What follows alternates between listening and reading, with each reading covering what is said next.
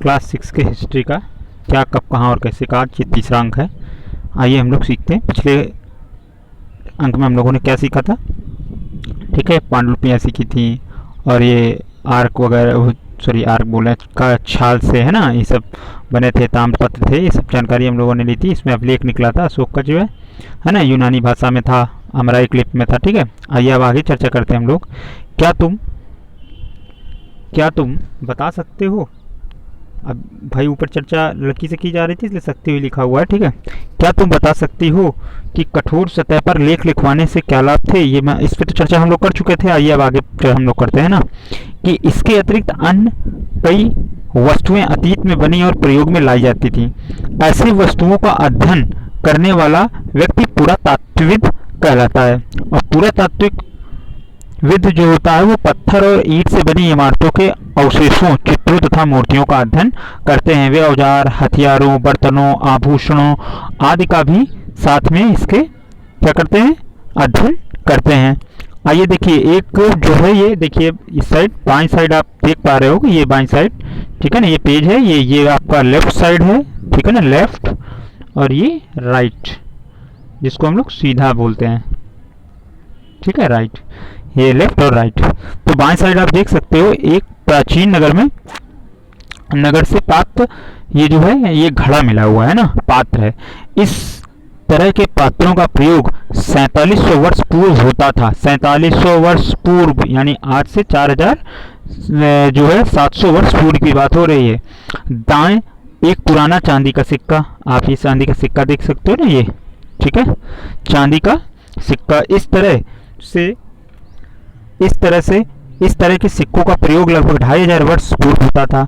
हमारे द्वारा आज प्रयोग में आने वाले सिक्कों से यह सिक्का कैसे भिन्न है, आप तो देख ही पा रहे होंगे। हम लोगों का गोल चलता था, अभी इस समय सॉरी चलता है ना, पहले प्राचीन में भी चलता था, बहुत प्राचीन है ये। हड़प्पा और मोहनजोदड़ो इनकी सभ्यताओं के आसपास का है, उन्हीं की हो सकता है, उन्हीं की सभ्यता का हो ये, ठीक है। तो ये बहुत जो है अमूल्य चीज़ें हैं, इनकी ये देखने को बहुत रेयर मिलती हैं, सिर्फ इनकी तस्वीरें ही मिलती हैं। तथा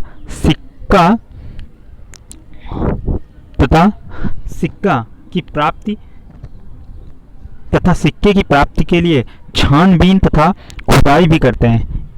इनमें से कुछ वस्तुएं पत्थर, पक्की मिट्टी तथा कुछ धातुओं की बनी हो सकती हैं। ऐसे तत्व कठोर तथा जल्दी नष्ट न होने वाले होते हैं। पुरातात्विद जानवरों, चिड़ियों तथा मछलियों की हड्डियां भी ढूंढते हैं। इसमें उन्हें यह जानकारी जानने में भी मदद मिलती है कि अतीत में लोग क्या खाते थे। वनस्पतियों के अवशेष बहुत ही मुश्किल से बच पाते हैं। यदि अन्न के दाने अथवा लकड़ी के टुकड़े जल जाते हैं तो वे जले हुए के रूप में बचे रहते हैं। पुरातात्विकविद होते हैं टुकड़े। अच्छा, एक चीज़ आपको पता होनी चाहिए, जैसे कोई जीव है अगर पत्थर के बीच में दब जाता है तो वो दबा हुआ जो जीव है वो धीरे धीरे राख में परिवर्तित हो जाता है। तो कार्बन 12 और कार्बन 14 दो प्रकार के कार्बन होते हैं। तो कार्बन 14 से हम लोग ये आयु उनकी बता सकते हैं, उनके और अन्य आंकड़े ढांचे तथा उनके अंदर पेट वगैरह में जो भी है उसकी स्थिति से उस समय का खाना क्या था, बहुत सारे अंदाज हमारे वैज्ञानिक पुरातात्विक साइंटिस्ट वगैरह सब लगा सकते हैं, ठीक है। तो उससे लगाते हैं हम लोग, ये सब फायदा होता है। इसीलिए पुरातात्विक जो जानवर, चिड़िया, मछली, हड्डियों को ढूंढना करते हैं, देखो बहुत सावधानी से काम करते हैं, ठीक है। अब क्या पुरातात्विक को बहुधा कपड़ों के अवशेष मिलते होंगे। अच्छा, एक प्रश्न उठता है, क्या कपड़े उस समय क्या पहने जाते थे, क्या मिलता होगा। हाँ बिल्कुल, क्यों नहीं। पांडुलिपियां, अभिलेखों तथा पुरातत्व से ज्ञात जानकारियों के लिए इतिहासकार प्रायः स्रोत शब्द का प्रयोग करते हैं। इतिहास उन्हें कहते हैं जो अतीत का अध्ययन करते हैं।